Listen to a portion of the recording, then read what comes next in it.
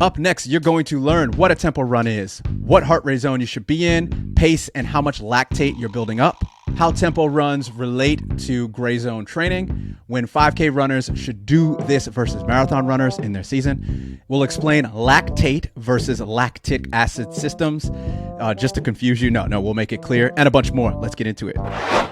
So it tends to come in base training or early in the race preparation period where I'm just getting them used to running fast, but I still want high volume of training going. And if we go too fast, we end up losing a lot of the volume of the overall training we're trying to achieve.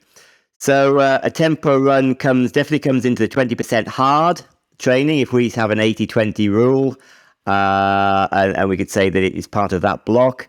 It's if you want to use threshold as a definition of building lactate, it's a sub-threshold. It's an aerobic run. It's sort of the top of zone 2 if people like to use that zone. It's MAF, maximum aerobic pace if we're using MAF. It's probably even a little bit beyond that. It could even be technically just touching the grey zone. I mean, it's such a grey area. It's an area that we're pushing. And we're trying to maintain it for a set period of time, but we're finishing feeling strong. And I think people can over-engineer it and say your heart rate's too much of this, it's too much that, this. It's just a good solid pace. It's what we used to call in the old days. It's a good bread and butter run. You know, bread and butter was the food that everyone had in the working class in the north of England. It was solid work that you had to do, and it's a good solid session. And that's all there is to it, really.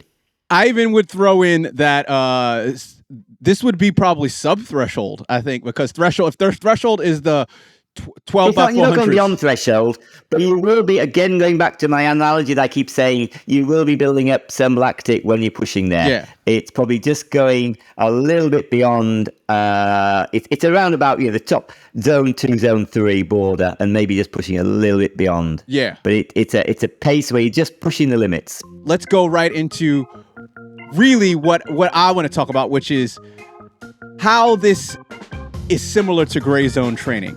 And I know the gray zone is subjective, right? Because the gray zone for someone, depending on their coach, is different than the gray zone for someone else. So the gray zone can be doing a walk, can be the gray zone, or the gray zone can be doing sprints. But I think generally speaking, traditionally speaking, the gray zone is usually between zones 2 and zones 3. It's this pace that everyone, especially beginning runners, like to just slip into because it feels like you're running fast enough. You're getting your heart rate up, but you're also not running too fast. Like, how's a tempo run relate to the gray zone? Is it the same thing? It's basically what I'm trying to say. For me, I define a gray zone as drifting into a zone you shouldn't be in. That's all it is. I don't like to say zone 1, 2, 3, 4, 5. And when I'm actually working with my athletes, I never discuss zones because we know what heart rate or what intensity they should be working at. So I might be saying to one guy, you want to be in around about the 150, make your maximum heart rate about 150. I don't use zone 1, 2, 3, 4, or 5. I just talk about specific heart rate, or someone who works to feeling. I'll say, look, for you, that's about a 7 out of 10 for effort. But a grey zone is when I say go for an easy run, and it's not really easy, but it's not really hard. It's just that you're feeling good, so you're pushing a little bit too much, and then you've gone to the grey zone. Or I'm giving you your interval workout, and it's just not really fast enough. You're not pushing hard enough because you're too tired from everything else, and you've dropped down a little bit too much. So I don't. This is where we get lots of arguments on social media. Oh, you're now telling us to run in the grey zone, and you say don't run in the grey zone. It comes down to semantics. The grey zone to me really is just running in an intensity that isn't what I want you to be doing. And so a tempo run it is good specifically when you're building up for marathons, because you need to be working at marathon race pace. And I find a tempo run is pretty good for that. So I could send someone for a 16K or 10-mile tempo run. And I say, look, you've got a marathon coming up. Let's get you running 10 miles at marathon race pace. It's not actually that hard because you have to roll 26 miles at marathon race pace or 42 kilometers. So if I'm sending someone for a 10-mile run, which is a 16 kilometer in metric work, they can maintain that pace, or they should be able to maintain that pace for the whole marathon. So that's the kind of pace I'm asking them to do. I'm saying, look, it's quite a tough pace, but it's not too tough that you can't maintain it. And that's in essentially how we would break it down. But if they're not training for the marathon, we will send them out at their half marathon race pace, but we'll get them only to do, maybe 8 kilometers at that pace. So again, it's a pace that's their target race pace, but a little bit shorter on the distance. Why do you think it's so important to do tempo runs for people? And again, this is subjective. So why is it important for a 5K runner to do tempo runs versus why is it important for a marathon runner to do tempo runs? It's less important for a 5K runner to do tempo work because they can do their 400 intervals at race pace. They can do 3x1K at race pace. They can do lots of other things to get their workout, and it's not such a long distance. For a marathon runner, you can't go out and run the whole marathon distance. So I can do a whole 5K distance workout in one session and not tire myself too much. Whereas a marathon, I can't say to a runner, "Oh, go out and run 42 Ks at race pace." Do 42 times 1K intervals. It would kill them. So we need to do other ways of stressing the body. That's one thing. Another reason is the body becomes most efficient at what it does most. So if I want someone to run at a set pace for the marathon, I want the muscles to get used to working. I want the brain to work it out. I just want you to be comfortable at working at that pace. And that's another good reason, just to get used to the tempo, the cadence, the stress on the body at running at that pace. And so that's why we like to give tempo runs. All right, shifting gears, making a bit of a left turn on the track here, metaphorically speaking. With tempo runs comes the talk of lactate, lactic acid systems, lactic threshold, lactose, which is milk. Can you explain the difference between that? Because you know what? Let me jump in with my knowledge. My understanding is that it used to be called lactic. All of this used to be called lactic. By the way, lactose is milk, okay? This has nothing to do with this. You don't have milk running through your blood, all right? I thought that when I was like, oh, I got lactose in my system. It's like, no, that's not a thing, Darren. It's the lactic acid system.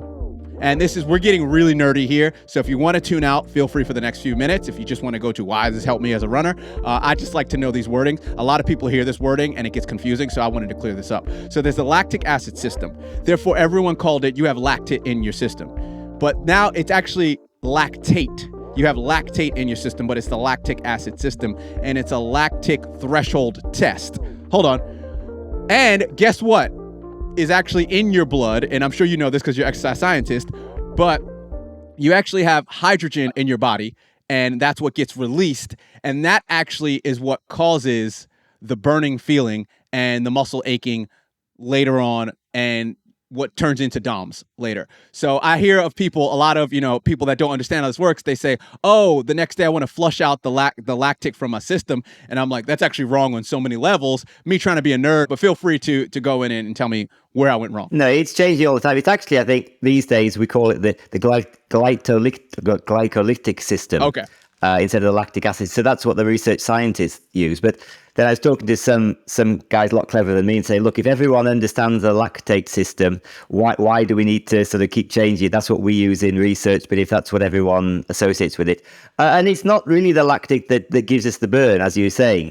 But actually, what we do is when we found that our bodies actually can reuse the lactate that's built up as energy. So we actually reuse that as energy later on down the line. And we're trying to become more efficient at reusing the energy that is created.